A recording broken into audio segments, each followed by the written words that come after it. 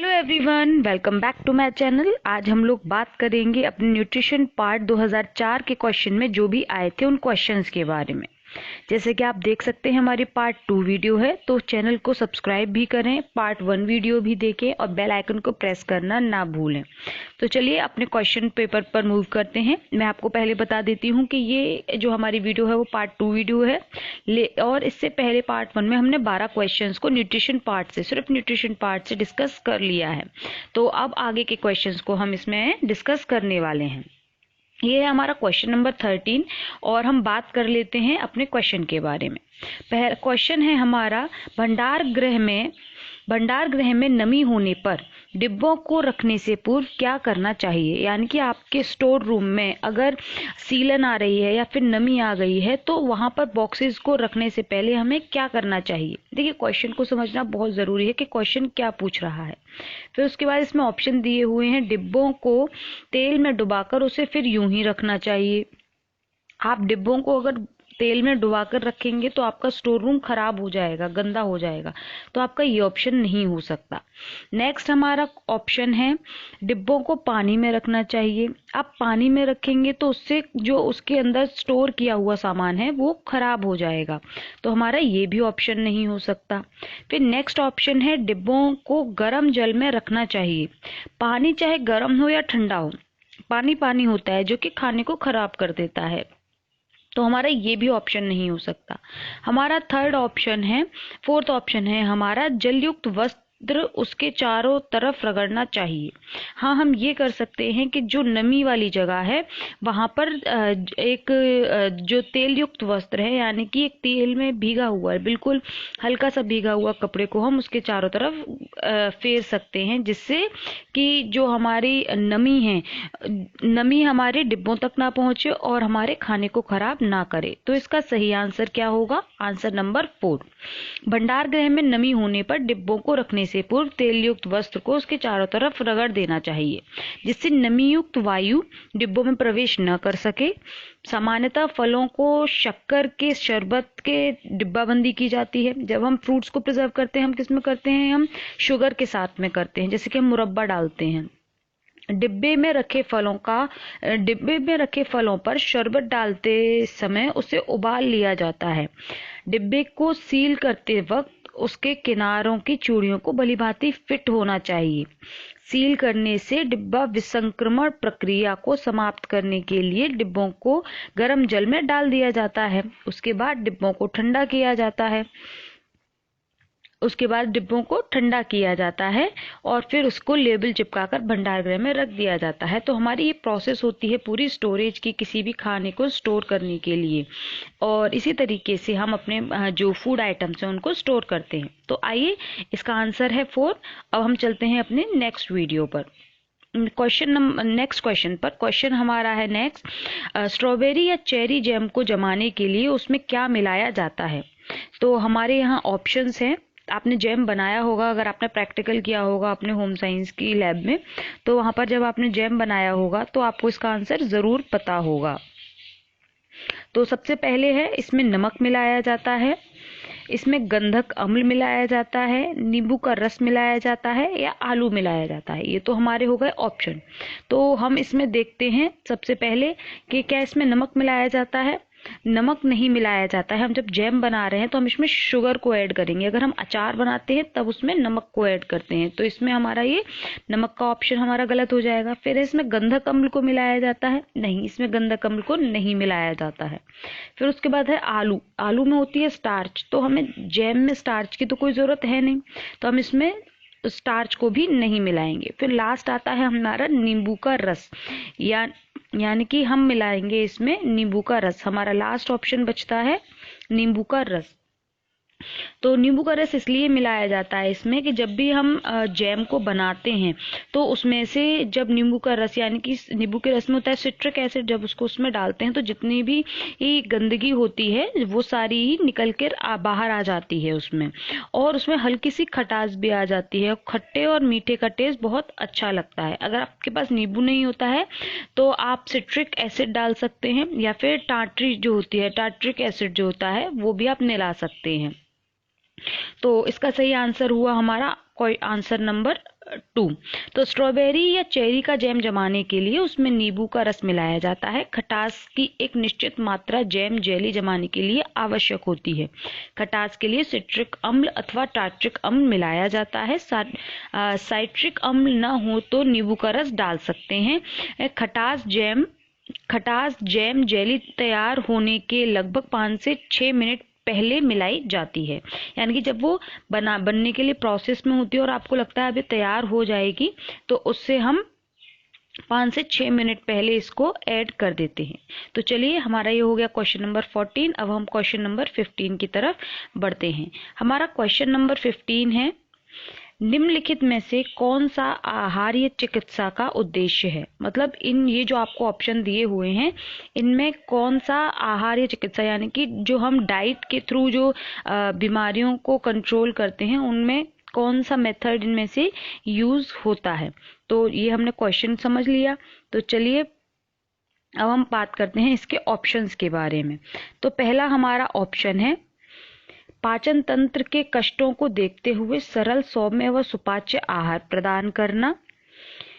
रुग्णाणु अवस्था यानी कि बीमारी की अवस्था में उच्च पोषक स्तर की निरंतर आपूर्ति करना, यानी कि जब आप बीमार हैं और आपको हाई न्यूट्रिशियस जो फूड है वो प्रोवाइड करना। फिर थर्ड है, शरीर के प्रभावित अंगों को पर्याप्त विश्राम देना। और फोर्थ है हमारा, इनमें से सभी। देखिए, जब आप कोई भी डाइट बनाते हैं, डाइट प्लान बनाते हैं किसी, जैसे कि किडनी डिजीज के लिए बना रहे हैं, जब आपने अपना प्रैक्टिकल किया होगा न्यूट्रिशन का, तब आपने डाइट चार्ट्स बनाए होंगे। तो उस डाइट चार्ट को बनाने के टाइम पर आप क्या क्या देखते हैं कि जो हमारे जो भी पेशेंट है, उसको ऐसा फूड दिया जाए वो सरल हो, सौम्य हो, सुपाच्य हो, जिसे वो आसानी से डाइजेस्ट कर सके, उसकी जो इंटरनल बॉडी है उसको ज़्यादा प्रॉब्लम ना हो। इस चीज़ के बारे में हम अपने प्रीवियस वीडियो जो मैंने अपलोड की है उसमें हम बात कर चुके हैं। अगर आपने देखी हो तो आपको इसका आंसर ज़रूर आता होगा। तो हमें ये करना है। फिर उसका रुग्णाणु यानी कि बीमारी की अवस्था में हाई न्यूट्रिशियस वैल्यू वाले फूड देने हैं, क्योंकि पर्सन बीमार है और उसको अपनी इम्यूनिटी पावर को स्ट्रॉन्ग करना है। जो उसकी सेल्स जो है वो टूट फूट हो गई है, उनकी मरम्मत करनी है। तो हमें ये भी करना है। फिर उसके बाद हमारा आता है, शरीर के प्रभावित अंगों को पर्याप्त विश्राम देना। हमारी बॉडी में अगर हम बहुत हैवी फूड देंगे, उसको जो डाइजेशन में टाइम लेता है, तो हमारी बॉडी इंटरनल ऑर्गन्स को ज़्यादा काम करना होगा, तो वो विश्राम नहीं मिलेगा, उन्हें आराम नहीं मिलेगा। तो हमें ऐसा फूड देना है जिससे उनको विश्राम मिले। तो हमें ये भी करना है। तो हमारा सही आंसर क्या होगा, इनमें से सभी, यानी कि आंसर नंबर 4 हमारा इस क्वेश्चन का सही होगा। मतलब हम जब डाइट प्लान बनाएंगे तो इन सारी ही चीजों को फॉलो करेंगे। आहारीय चिकित्सा का उद्देश्य पाचन तंत्र के कष्टों को देखते हुए सरल सौम्य सुपाच्य आहार प्रदान करना है, जिससे रुग्णा अवस्था में भी उच्च पोषक तत्वों की निरंतर आपूर्ति होती रहे तथा शरीर के प्रभावित अंगों को पर्याप्त विश्राम मिलता रहे।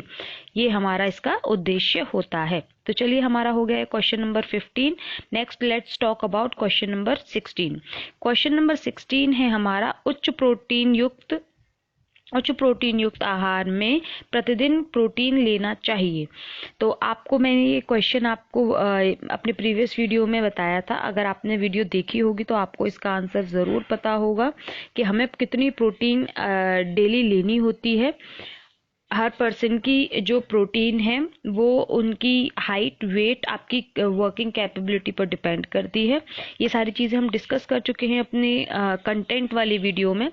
तो आई होप इसका आंसर आपको पता होगा। अगर आपको पता है तो कमेंट सेक्शन में उसका आंसर ज़रूर लिखें। आप जब कमेंट सेक्शन में आंसर लिखते हैं तो आपको रिप्लाई मिलेगा और साथ में आपको इंटरेस्ट आएगा, वीडियो जो है वो 2 वे कम्युनिकेशन में कन्वर्ट होगी। अगर आप सिर्फ वीडियो देखेंगे, जब सिर्फ वीडियो देखेंगे तो आप उस चीज़ को समझेंगे केवल, आप उसकी इंटरेक्शन नहीं होगा। कभी कभी हम क्वेश्चंस को एग्जाम के टाइम पर भूल जाते हैं और यही इंटरेक्शन की चीज़ है कि उन्होंने ये बोला था, आप एक दूसरे को कमेंट करेंगे तो आंसर याद रहेंगे, क्योंकि मेमोरीज क्रिएट होती है हमारे माइंड में। या आपने ह्यूमन डेवलपमेंट में पढ़ा होगा, और मेमोरीज जो है वो कनेक्ट हो जाती हैं जब हमको उससे रिलेटेड कोई भी चीज़ स्ट्राइक करती है माइंड में। तो चलिए, तो हम बात कर रहे थे क्वेश्चन के बारे में। तो उच्च प्रोटीन युक्त आहार में प्रतिदिन प्रोटीन देना चाहिए। कितना प्रोटीन देना चाहिए? 50 से 100 ग्राम प्रोटीन। कि ये तो काफ़ी कम हो जाएगा, इतना हम नहीं देंगे। फिर उसके बाद है 200 से 300 ग्राम, ये हमारा ज़्यादा हो जाएगा, तो हम ये भी नहीं देंगे। फिर उसके बाद अगर हमारा 200 से 300 ज़्यादा हो रहा है तो 300 से 350 तो और भी ज़्यादा हो जाएगा, तो हम ये भी नहीं देंगे। आपको जर्नली जो प्रोटीन दी जाती है आपके पर केजी बॉडी वेट, यानी कि अगर आपने 20 किलो वजन है किसी बच्चे में, तो उसको 20 ग्राम हमको प्रोटीन देनी है पर डे। ये हमारा कैलकुलेशन रहता है जब आप डाइट प्लान बनाते हैं तो।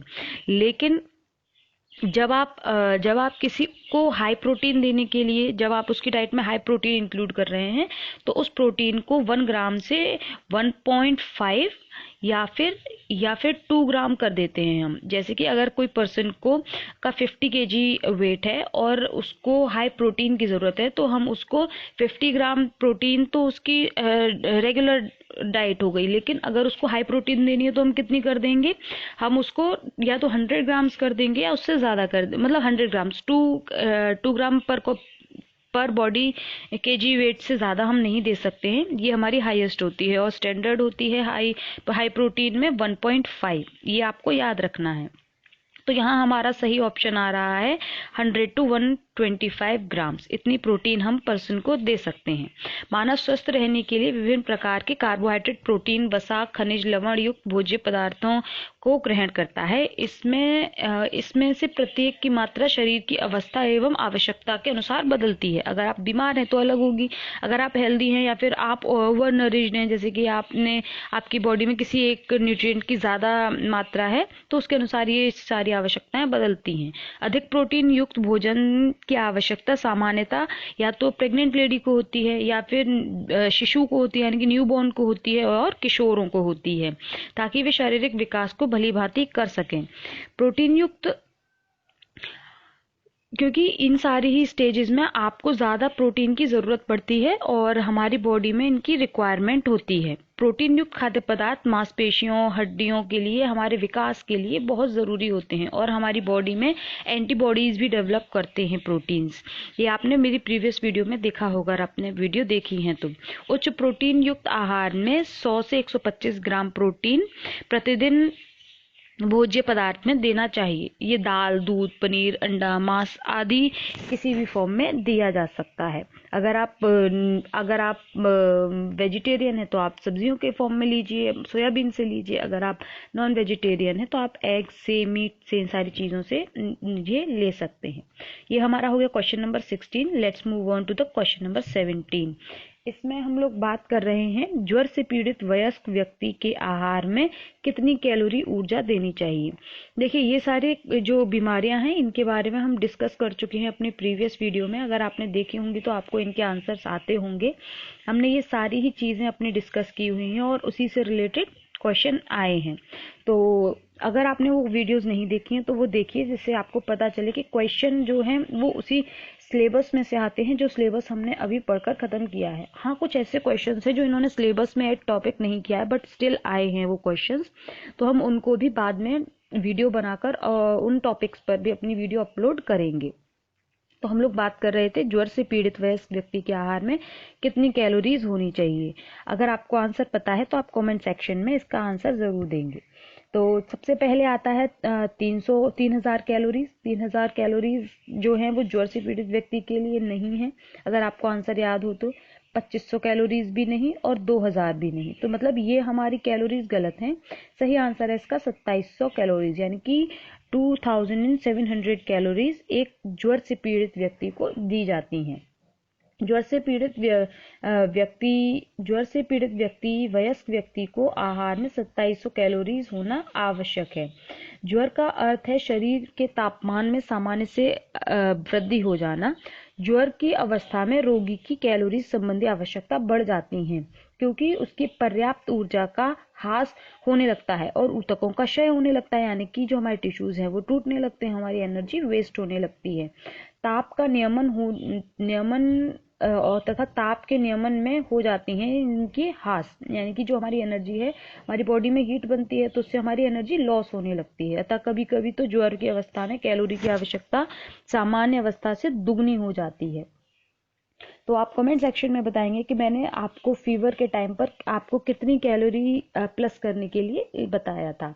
तो यहाँ तो आंसर आपका है 2700, यानी कि हमारा आंसर हो गया आंसर नंबर 2। और इस तरीके से हमने यहाँ कंप्लीट कर लिया अपना question number 17। Let's move on the question number 18। अर्धसूत्री कोशिका विभाजन होते हैं।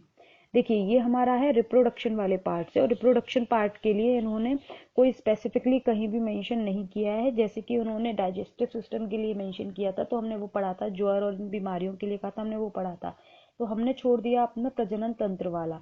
ये वाला टॉपिक मैं बहुत जल्दी ही कवर करूंगी और इसकी वीडियो आपको अपलोड कर दूंगी, आप उसको देखिएगा। इससे आपको ये टॉपिक समझने में और आसानी होगी। अगर आपको ये पहले से आता है तो आप मुझे कमेंट सेक्शन में नो लिख दें। अगर आपको समझना है और इसकी वीडियो चाहिए तो प्लीज़ यस लिख दें, जिससे कि मुझे क्लियरली पता चल जाए कि मुझे इस टॉपिक पर वीडियो बनानी है या नहीं। इसके काफ़ी अच्छे नोट्स अच्छी तरीके से मैं आपको क्लियर कर सकती हूँ। क्वेश्चन है, अर्धसूत्री कोशिका विभाजन होते हैं, कहाँ होते हैं? मानव शरीर के प्रजनन तंत्र में, मानव शरीर के प्रजनन तंत्र के अतिरिक्त भागों में, मतलब अदर देन रिप्रोडक्टिव सिस्टम, दांतों में, किसी में नहीं। तो आपको क्या लगता है क्या आंसर नहीं होगा?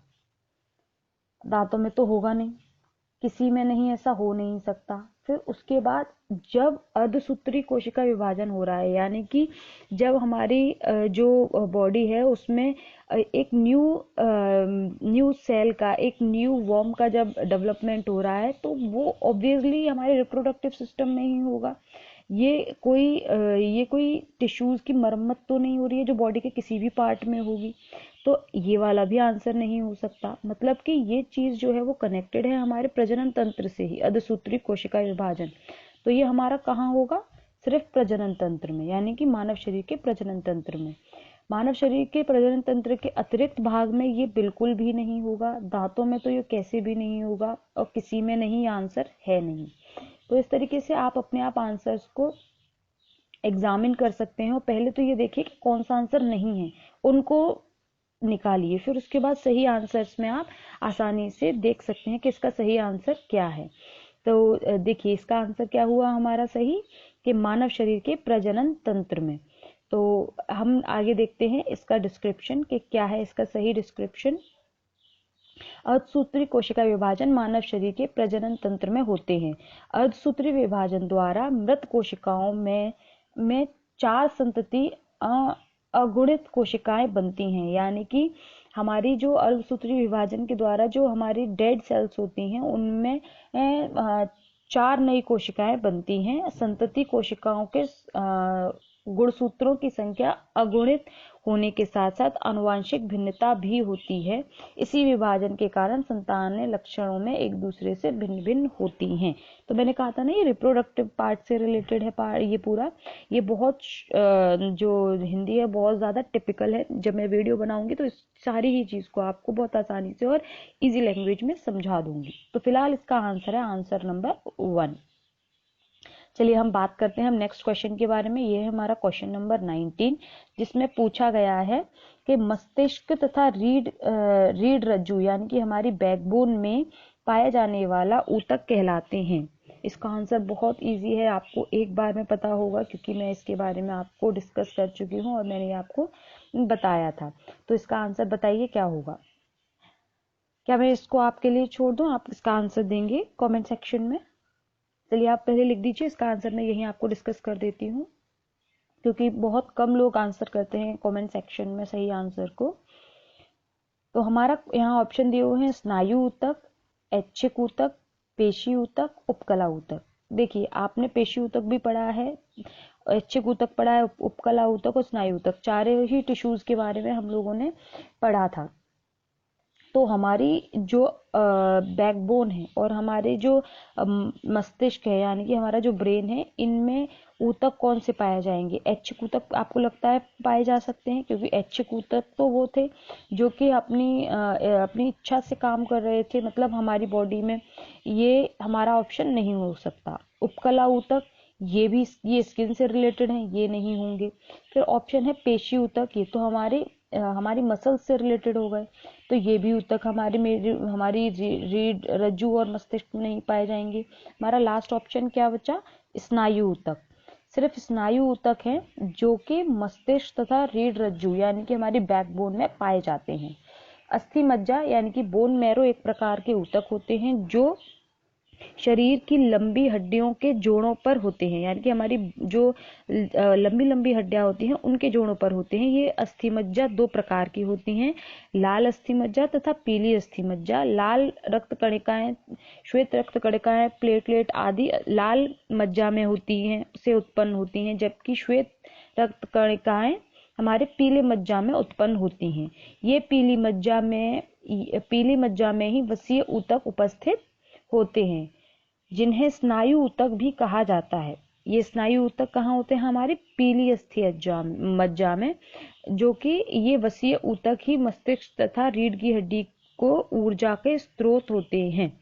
तो आपको ये आंसर समझ आ गया होगा कि ये आंसर क्यों है, और ये हमारे मस्तिष्क और रीढ़ की रज्जु यानी कि बैकबोन के ऊर्जा के मुख्य स्रोत होते हैं। ये भी हमें याद रखना है, अगर आपसे पूछा जाए तो आप इसका आंसर बता सकते हैं। चलिए हम बात करते हैं अपने क्वेश्चन नंबर 20 के बारे में।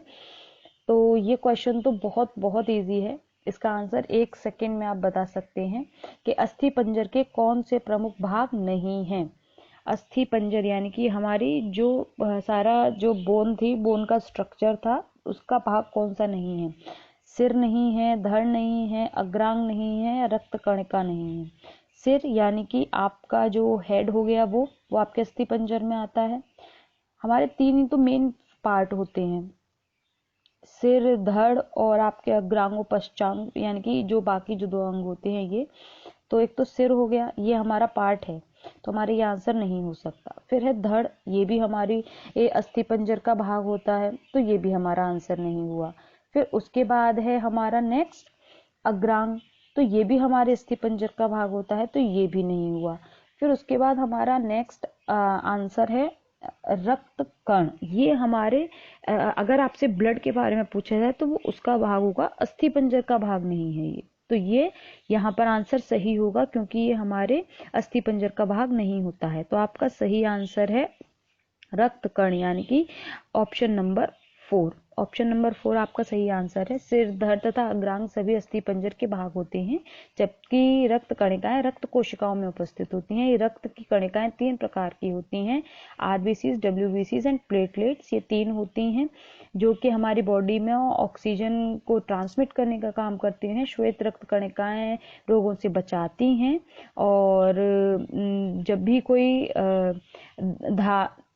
भी कोई बॉडी में बीमारी होती है तो हमारी बॉडी में आरबीसीज और डब्ल्यूबीसीज इनसे फाइट करके हमें हमारी जो बीमारी होती है उससे बचाने का काम करती हैं। चलिए हम बात करते हैं अब नेक्स्ट क्वेश्चन के बारे में, क्वेश्चन नंबर 21।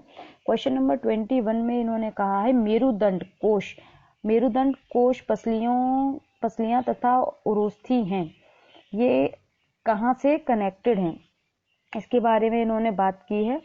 तो इसका क्वेश्चन का सही आंसर क्या होगा? खोपड़ी, धड़ की अस्थियां, हाथ पांव की अस्थियां, कोई भी नहीं। यानी कि पसलियां, उरोस्थी और मेरुदंड कोश, ये कहाँ की अस्थियां हैं? आपको क्या लगता है, क्या ये खोपड़ी की अस्थि हो सकती हैं? आपको सही आंसर बताना है और आप कमेंट सेक्शन में इसका आंसर लिखेंगे। बहुत इजी क्वेश्चन है, आपको इसका आंसर पता है, आप सोचिए इसका आंसर आपको जरूर याद आ जाएगा। सबसे पहले खोपड़ी की अस्थि, क्या ये खोपड़ी की अस्थि में आती है? पसलियां क्या आपकी खोपड़ी में हो सकती हैं? नहीं ना, तो नहीं, आंसर नहीं होगा। तो आप मेरुदंड यानी कि आपकी बैकबोन क्या आपके हाथ पैरों की अस्थियों से कनेक्ट हो सकती है? नहीं। उरोस्थी का मैंने आपको वीडियो में पिक्चर दिखाई थी, उरोस्थी आपकी कहाँ थी? पेट के सामने वाली जगह पर।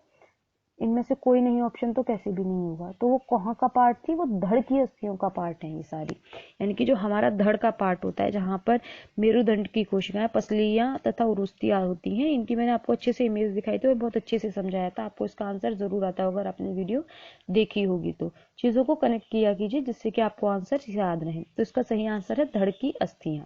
नेक्स्ट क्वेश्चन है हमारा 22 क्वेश्चन में पूछा गया है स्वस्थ शरीर में पेशियां सदा ही थोड़ी कसावट की स्थिति में रहती हैं ताकि प्रत्येक समय क्रिया के लिए तत्पर रहें। यह तत्परता कहलाती है। ये तत्परता क्या कहलाती है? ये पुट्टे है, मसल टोन है, अल्ना टोन है, या फिर इनमें से कोई भी नहीं। तो आपको इसका सही आंसर बताना है। तो कौन से टाइम मतलब किस स्टेज पर ये तत्परता, जब हमारी बॉडी में ये सारी टोनिंग होती है, तो इसे हम क्या कहते हैं, आपको इसका आंसर बताना है।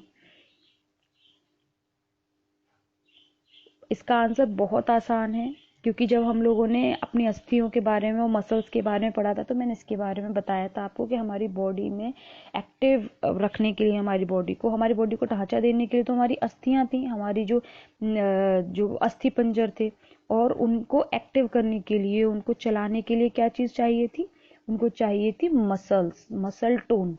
सही आंसर है इसका मसल टोन। मसल टोन उन्हें चाहिए एक्टिव रखने के लिए, उनको चलाने के लिए। केवल अस्थियों से, यानी कि सिर्फ अस्थि पंजर से आप एक्टिव नहीं रह सकते हैं। तो इसका सही आंसर क्या हुआ, आंसर नंबर 2।